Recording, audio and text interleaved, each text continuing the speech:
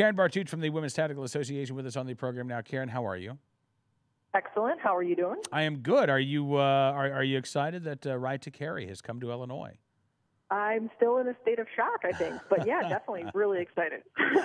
Yeah, and I know that it's not a perfect bill. There are some things that gun owners would like to see changed, and I'm sure that there are a lot of things anti-gunners would love to see changed. But you write at BarionArms.com that Illinois and Chicago in particular, you say, always play by their own set of rules.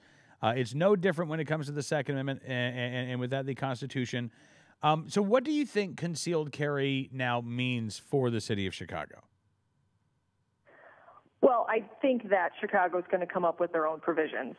So we're going to see a lot more out of Chicago. They're not going to stand with the way it is right now. It's pretty open. I mean, there are some restrictions on it, but I think Chicago is still going to find some loophole or some way to limit citizens being able to carry concealed. Yeah, and you look at some of the things that Governor Quinn wanted to change with this bill, wanted to limit individuals to carrying a single handgun with a single magazine and no more than 10 rounds of ammunition. To change the definition of concealed to specify that a handgun must be completely concealed as opposed to mostly concealed, which I think, Karen, really just jeopardize people who would inadvertently expose their firearm. A lot of provisions that would make it dangerous from a legal perspective to exercise your constitutional rights.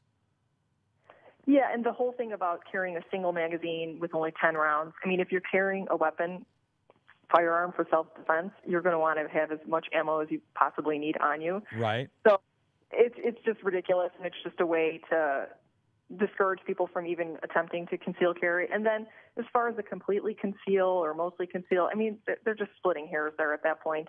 And then the one part that I really didn't like was about you couldn't go into a place unless it said that concealed carry was allowed.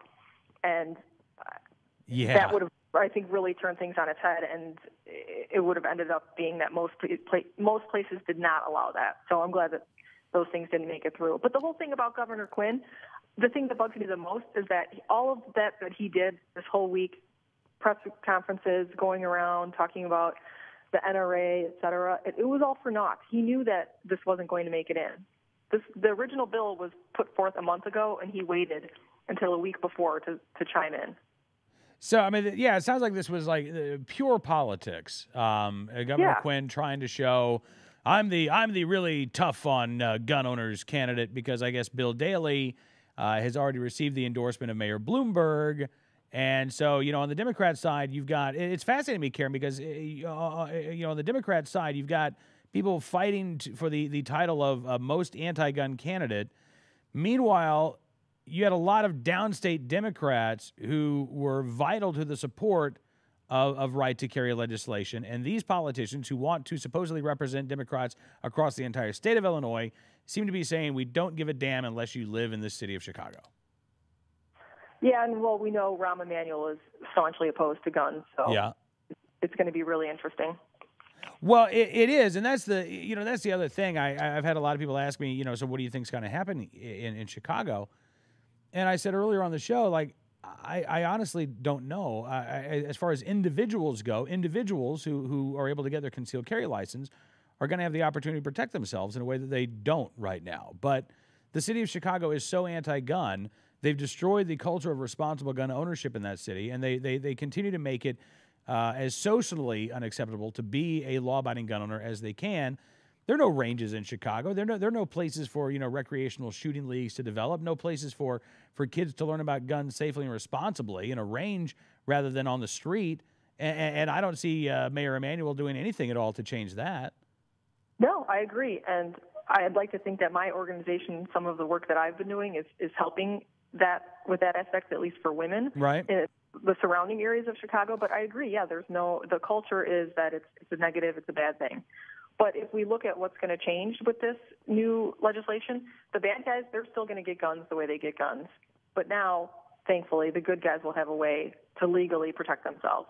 And hopefully, the result that we see, which we've historically seen, is that the crime rate will go down, the violent crime rate will go down. as a result. Yeah, I think that it will. I think that it could go down more. I don't think it's the panacea to turn Chicago into a Mayberry, but I think No, that's not going to happen. I think I think it will go down. And you talk about the work that you all are doing with the Women's Tactical Association. And I'm curious, in the Chicago suburbs, Karen, I mean, I saw a story yesterday, estimated 300,000 Illinois residents are expected to apply for their concealed carry license in the first year. I think a lot of those people are going to be in the Chicago suburbs, don't you? Yeah, I do. And I think it's even going to be more than that. I mean, we're seeing with the shortages of ammo and the difficulty it is to get certain handguns, I think we're going to see even more than 300,000 applying. I'd agree with you on that. I do think we'll see that because there's a lot of, I mean, again, we've been covering this issue for 9 years here on NRA News and Cam and Company. You've got people who've been waiting a long, long time to be able to exercise this right, and I know that when the day comes that they can, there are going to be a lot of folks doing so. As far as the training goes, what do you think about the 16-hour training mandate, Karen? Yeah, I mean, it's the longest amount of training required across the nation. So I feel like, if they had good intentions and it was like what you're talking about encouraging a positive, safe environment, right? I would be okay with it. But, it's when there are more to make it a speed bump or a hurdle that people have to go through, one more hoop they have to go through to get a firearm safely. So, it's going to be tough to get 300,000 people through 2 days of training, that's for sure. It is. You think about that. You're either gonna have to take time off of work. You're giving up basically. I guess if you break it up into 4-hour sessions, almost an entire week of your evenings, or you're giving up your entire weekend to exercise this fundamental constitutional right. Right, and I would rather than putting an amount of time on the training, I would rather they have laid out what are the important fundamentals that we want people to walk away with versus putting a time stamp on it. Yeah. Oh, yeah, absolutely.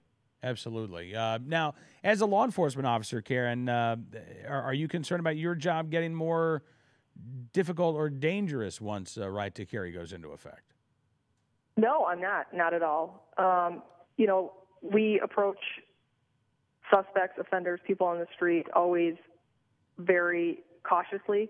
So that's always something that's in the back of our mind, whether concealed carry was here or not.